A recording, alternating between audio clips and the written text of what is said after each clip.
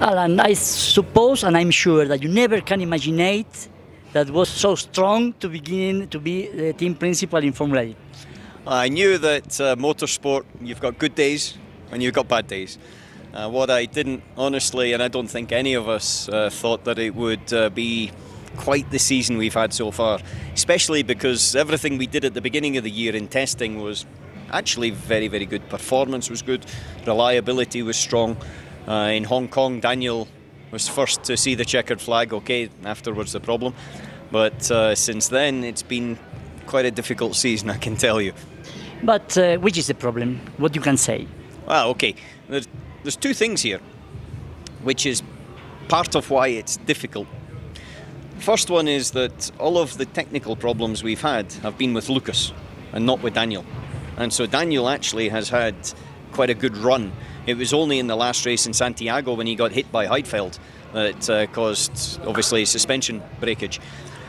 And then on the other side, Lucas has had basically the issues. And that's been in Marrakesh and also then in Santiago. And one of the big difficulties with Formula E is because you've got sealed components, you can't keep checking if they're okay. You only find out when they break. And when they break, it's too late. And then you have to change, and then you get a penalty. Then you're back in the field, and then it continues. And that's the hard part for us, is that it's not like we can actually then look at Daniel's car and say, yeah, this is, because we can't, because it's sealed and homologated. And that's just one of the things that all the manufacturers and teams have to deal with in this category, which makes it difficult if you're in this position. But it also, I would say, keeps the championship a little bit on edge, because you never know what's going to happen. You never know who's the next person, because quite a few teams have had problems this year.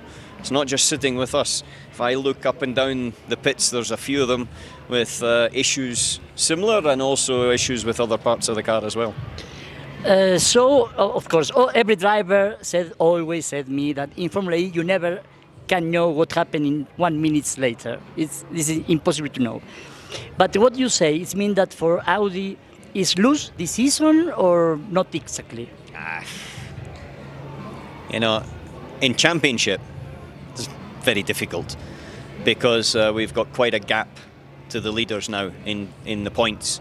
But in terms of the season, you know, the people remember two things. They remember who wins the championship, and they remember who's very strong at the end of the season. So now we focus on getting the reliability, and then we focus on trying to win races and keep on winning races. That's what we've got to do. We can't put our heads down. We've got to lift our heads high. We've got to fight back, and this is something that's very strong. You know, we don't give up, and we certainly haven't given up here.